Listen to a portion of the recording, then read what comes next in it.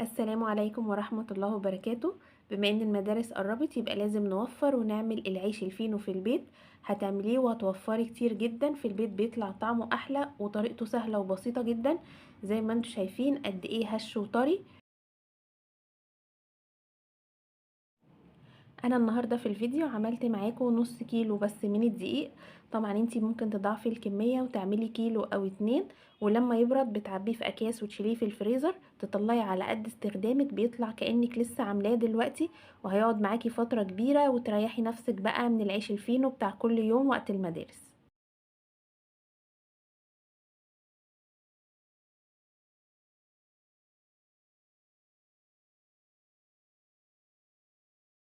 تعالوا نشوف الطريقه مع بعض، والمقادير هسيبها لكم مكتوبه في صندوق الوصف زي كل مره. جبت نص كيلو من الدقيق، حطيت عليه رشه بسيطه من الملح، ومعلقة كبيرة من السكر، ومعلقة كبيرة ممسوحة من الخميرة الفورية،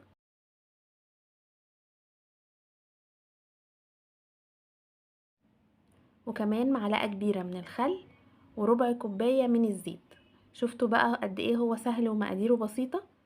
يعني شوية مية ودقيق هنعمل العيش الفينو بمنتهى السهولة. دي كل المقادير اللي انا هستخدمها النهاردة. بقلب المكونات مع بعض كويس، وبعد كده ببدأ ان انا اعجن بالمية الدافية. هياخد منك في حدود كوباية من المية الدافية، ممكن يزيد معلقتين او يقل معلقتين، مش اكتر من كده. بنزل المية شوية بشوية لحد ما العجينة تلم.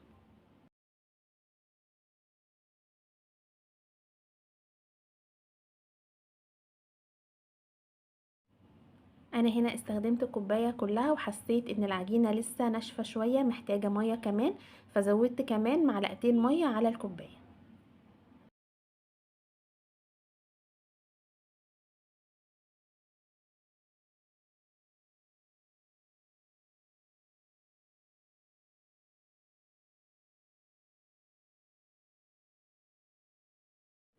اخدتها بقى على الرخامة وفضلت اعجن فيها حوالي 5 أو 6 دقايق، لحد ما بقت ما بتلزقش خالص وسطحها ناعم زي ما هتشوفوا معايا دلوقتي.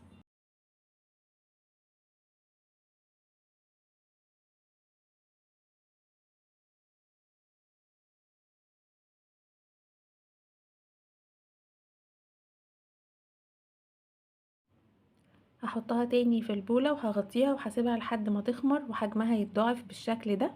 بعد كده هبدأ ان انا اقسمها. انا قسمت النص كيلو على 13 رغيف كبار. ممكن تعملي كمية اكبر وحجم الرغيف يكون اصغر شوية. بقسم العجينة كور كده بالمنظر ده.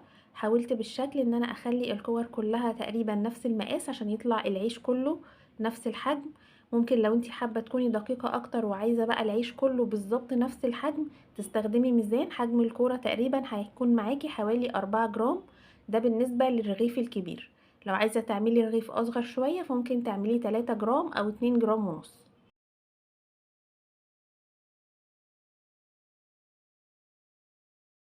هشكل بقى العيش دلوقتي. خدت من اول كورة انا عملتها علشان تكون ارتاحت وتتفرد معايا بسهولة.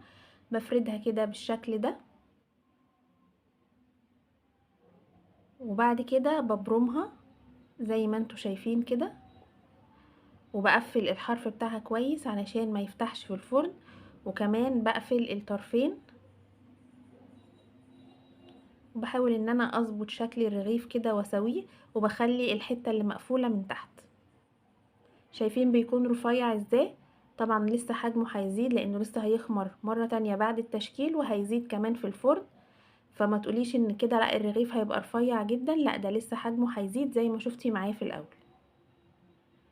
نعمل واحد تاني بنفس الطريقة كده، بفرده وبعد كده ببدأ ان انا الفه بالشكل ده. ما بياخدش وقت خالص، 5 دقايق وهتكوني مخلصة الكمية كلها.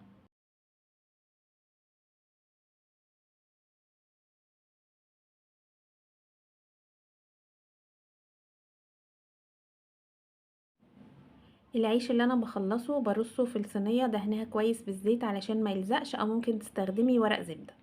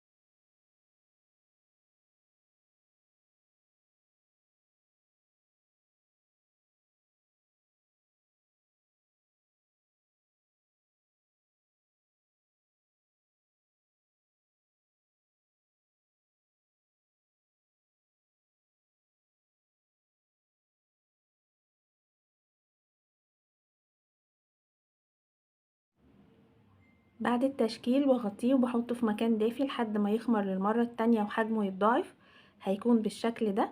جبت بقى معلقة من اللبن ودهنت وشه، ممكن نستغنى عنها، هو كده كده هياخد لون برضو. في الوقت ده مشغلة الفرن علشان يسخن، دخلت العيش على درجة حرارة 180، قعد تقريبا حوالي تلت ساعة لنص ساعة، مش اكتر من كده. لو اخد معاكي لون لوحده من فوق تمام، لو ما اخدش هتفتحي الشواية بس دقيقتين او 3 علشان ياخد لون حلو من فوق. اول ما بيخرج من الفرن وهو لسه سخن بغطيه بفوطة وبسيبه لحد ما يبرد شوية علشان يفضل طري كده وما ينشفش. وبس كده خلصنا العيش بتاع النهاردة، شوية مية ودقيق، مفيش اسهل من كده. اشوفكم في الفيديو اللي جاي، والسلام عليكم ورحمة الله وبركاته.